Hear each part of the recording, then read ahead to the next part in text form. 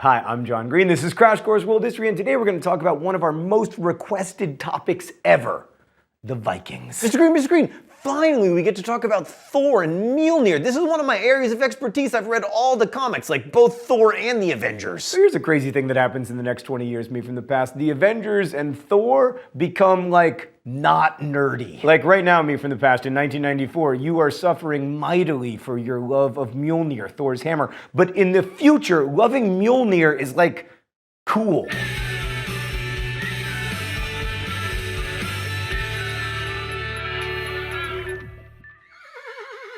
Alright, so this is Crash Course, so we're mostly gonna skip the blood and guts and thunder and lightning and sailing and dragons and all that stuff that you can get in Game of Thrones. Instead, we're gonna try to figure out what we actually know about the Vikings and how we know it. As it turns out, we actually know quite a bit about the Vikings. They were a people from Scandinavia, modern-day Norway, Sweden, and Denmark, who sailed around the North Atlantic and Baltic regions and briefly to North America, raiding, trading, and spreading their influence to places as diverse as Ireland and Greenland and Normandy and Kiev during the so-called Viking Age between 750 and 1100 CE. They were able to cross the Atlantic without the aid of a compass or triangular sails. They were fearsome warriors, although their reputation as bloodthirsty wild men of the North is probably exaggerated. You gotta remember that history is shaped by those who wrote it, and all of those bloodthirsty men of the North narratives were written by victims of Viking raids. So history isn't always written by the winners, but when it's written by the losers, they're really bitter about the winners.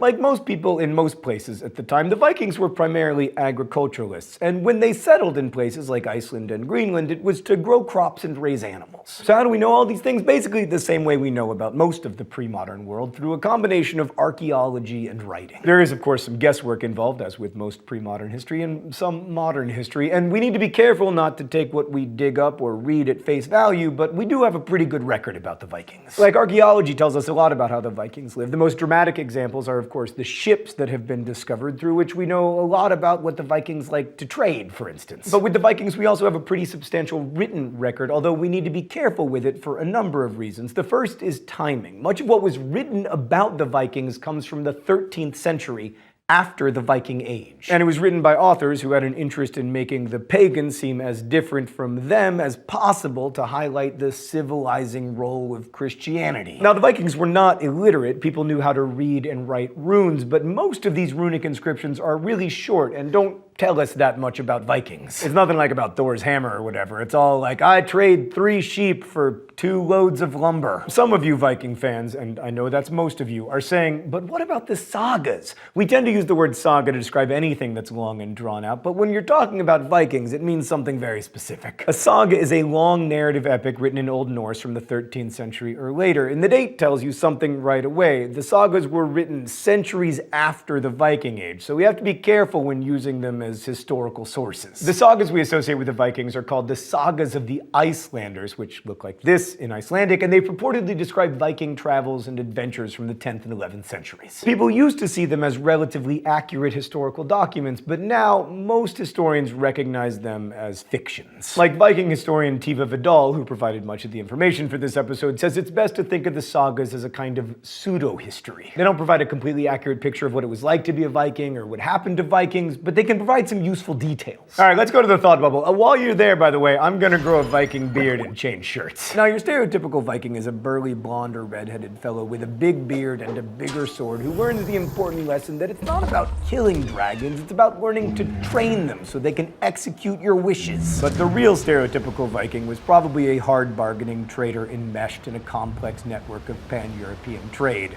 I know how you guys like it when I talk about trade. So at the beginning of the Viking Age, the Vikings' primary interaction with the rest of Europe was through raiding. All right, hold on, thought bubble. The Vikings didn't have horns on their helmets. Sorry. Anyway, this bit about raiding was especially true on the coasts for obvious reasons. In heavily forested places without many large settlements, raiding was just not a very good option. The earliest recorded Viking targets were often monasteries, like the one at Lindisfarne that was attacked in 793. Monasteries made good targets because they were relatively isolated, full of treasure, and monks usually aren't very good fighters, except of course for Shaolin monks. Now, the Vikings were able sailors, but they didn't quite make it far enough afield to raid kung fu monasteries. Anyway, this brings up 2 important points. First, the Vikings were not motivated by religion, even though they sacked monasteries. They were after loot. Second, and more importantly, Viking raids were not intended to destroy people or towns, although, they had that side effect. So after an initial phase of raiding and terrorizing, the Vikings realized there were better ways to get rich. One was extortion. They'd built up such a reputation that oftentimes they didn't need to actually raid a place to get them to give up their goods. Eventually, though, the Vikings turned to trade and settlement, which, as we've seen over and over, are the most reliable paths to wealth, if not necessarily the most fun. Thanks, Thought Bubble, and thanks for getting some of the blood and guts and especially dragons in there. So Viking settlements, like their raids and trading missions, were about gaining wealth, this time in the form of usable agricultural land. Like, they weren't colonizers interested in creating Viking states or a Viking empire, and how much Vikings influenced the culture of the places they raided was pretty varied. In England, where the Vikings established a territory called the Danelaw, there was a hybridization between the Britons and the Scandinavians, while in Normandy and Russia, where Vikings were always a small minority, they blended with the dominant culture very quickly. In regions where they could become a majority of the population, like Iceland and Greenland, Scandinavian culture came to dominate, which is why we see such close cultural affinity between these regions and Scandinavia proper today. Like those Icelandic sagas we were talking about, people living in Iceland can read them today because they're written in the same Icelandic. Whereas if English readers try to read the Canterbury Tales, which were written hundreds of years later, it's difficult to even get the fart jokes. So much of the reason that we see Greenland, Iceland, and the Faroe Islands as part of a larger North Atlantic Viking world is because they were all tied together by trade. The Vikings established trade and manufacturing hubs in places as diverse as Hedeby and Roskilde, Birka, Dublin, and York. So the Vikings, oh, it's time for the open letter! But first, let's see what's in the globe today. Oh, look, it's a Viking longboat beating against the current, borne back ceaselessly into Nova Scotia. Hey there, Leaf. So your dad, Eric the Red, was exiled from Iceland to Greenland because of manslaughter. Now I know what you're thinking. Kicked out of Iceland for manslaughter? I thought that's how people got to Iceland. I'm just kidding, Iceland. I visited you once and you were amazing. Anyway, Leaf, you decided that Greenland was not far enough afield and you took the Vikings all the way to North America. Where in North America, we're not quite sure, but we're pretty sure that you did go there. There was some raiding, some trading, some strife with the indigenous people, and then you didn't settle the land and kill 95% of American Indians. And for that, Leif Erikson, I say good job.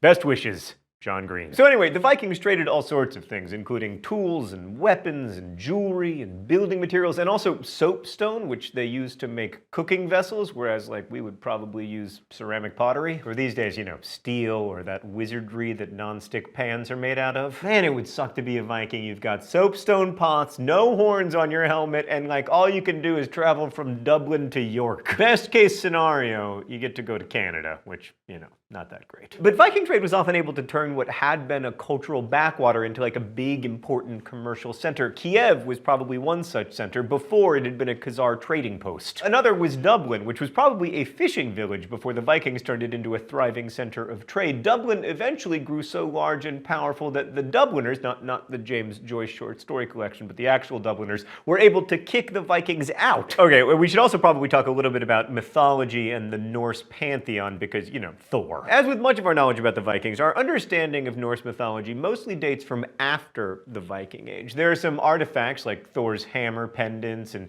picture stones from Gotland, but most of the myths that you might know come from later written accounts like the Prose Edda from Iceland and, Marvel Comics from New York. So most of the people who were describing Viking religion were Christians, and they characterized the Vikings as pagans because, they could only describe religions in terms they knew of, and that was like Christianity or pagan Greco-Roman, gods of Olympus. So it can be tempting to draw an equivalence between Norse mythology and Greco-Roman mythology, but that's not really about Viking religion. It's more about like the way Christians imagined Viking religion. Yes, I realize that the Greek pantheon and Roman pantheon are different. I just want to emphasize that any resemblance between the Greco-Roman and Norse mythologies are mostly coincidental. I mean, yes, there is a god responsible for thunder in both of them, but there is a god responsible for thunder in most polytheistic religions. Now, of course, we know that thunder, as my 4.5-year-old son told me, is dinosaurs walking around heaven. So left. So there's a brief introduction to the role of Vikings in world history. The eventual success and influence of the Vikings was really about settlements and the exchange of goods, and in the process, the exchange of cultures. But of course, fighting and killing get a lot more attention than trade, which may be one of the reasons that we remember the Vikings so vividly. I mean, they made their biggest influence in Greenland and Iceland, and nothing against Greenland or Iceland, but we're talking about a combined population somewhere in the neighborhood of half of Columbus, Ohio. So we may remember the mythology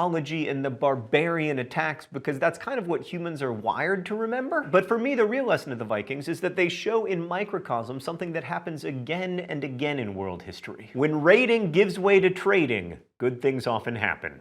Thanks for watching. I'll see you next week.